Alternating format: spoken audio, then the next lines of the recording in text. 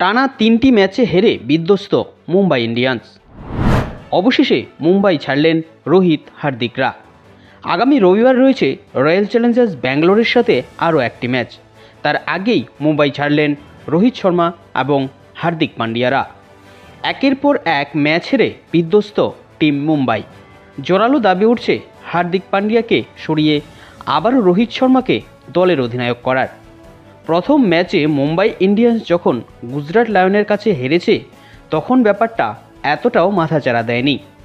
দর্শকদের এটা স্বাভাবিকই মনে হয়েছে, কারণ এর আগেও এরকম অনেকবার হয়েছে যখন প্রথম ম্যাচে মুম্বাই ইন্ডিয়ান্স হেরেছে কিন্তু পরে ভালো ফল করেছে।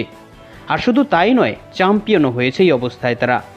কিন্তু এরপর পরপর আরও দুটো ম্যাচ হেরে যাওয়া, সেই সাথে সহকারী ক্রিকেটারদের সাথে হার্দিক পান্ডিয়ার আচরণ মোটেই ভালো চোখে দেখছে না ক্রিকেট ভক্তরা।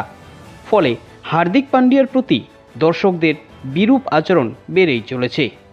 আর এর প্রভাব পড়ছে সরাসরি খেলার ফলাফলেও। তাই স্বাভাবিকভাবেই অনেকটা চাপে রয়েছে হার্দিক পান্ডিয়া। এর জন্যই আগের ম্যাচগুলোতে বল করার সাহস দেখালেও শেষ ম্যাচে আর বল করতে আসেননি তিনি।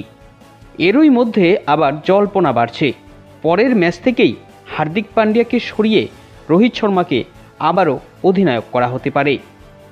এর আগেও একবার এরকম হয়েছিল চেন্নাই সুপার কিংসের সাথে। 2022 সালে মহেন্দ্র সিং ধোনিকে অধিনায়কের দায়িত্ব থেকে সরিয়ে রবীন্দ্র জাদেজাকে অধিনায়ক করা হয়। আর চেন্নাই তখন টানা 5টি ম্যাচ হারে। এরপর জাদেজাকে আবার সরিয়ে দিয়ে পুনরায় মহেন্দ্র সিং ধোনিকেই অধিনায়ক করে চেন্নাই সুপার কিংস। এবার মুম্বাইয়ের ক্ষেত্রেও এমন কিছু হতে পারে বলে ধারণা করছে ক্রিকেট মহল। তবে জানা যাচ্ছে এরই মধ্যে বিরতি নিয়েছেন রোহিত শর্মা, হার্দিক পান্ডিয়ারা। তারা বর্তমানে মুম্বাই থেকে 800 কিলোমিটার দূরে রয়েছেন। টিম ম্যানেজমেন্ট তাদের সাময়িক বিরতিতে পাঠিয়েছে বলে খবর।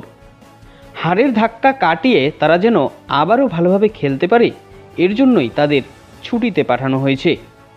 2014 সালে যখন কায়রন পোলার্ড খুব খারাপ পারফরমেন্স করছিলেন তখন তাকে ঠিক একই রকমভাবে ছুটিতে পাঠিয়েছিল। আর ছুটি থেকে ফিরেই বিধ্বংসী ফর্মে ফিরে এসেছিলেন কায়রন পোলার্ড। এমনটাই কিছু আশা করে এবার মুম্বাই থেকে অনেক দূরে গুজরাটের জামনগরে ঘুরতে পাঠানো হয়েছে দলের প্রত্যেক সদস্যকে। এখন দেখার বিষয় সেখান থেকে ফিরে তারা কতটা ফ্রেশ হয়ে খেলতে পারে। তো এই বিষয়ে আপনার মতামত কী রয়েছে অবশ্যই কমেন্ট করে জানাবে। ক্রিকেট নিয়ে আমাদের দেওয়া এই বিশেষ আপডেটগুলো আপনাদের কেমন লাগছে সেটাও কমেন্ট করে জানিয়ে দেবেন। সেই সাথে আপনি যদি আমাদের ভিডিওটি ইউটিউব থেকে দেখছেন তাহলে চ্যানেলটিকে সাবস্ক্রাইব করে রাখবেন।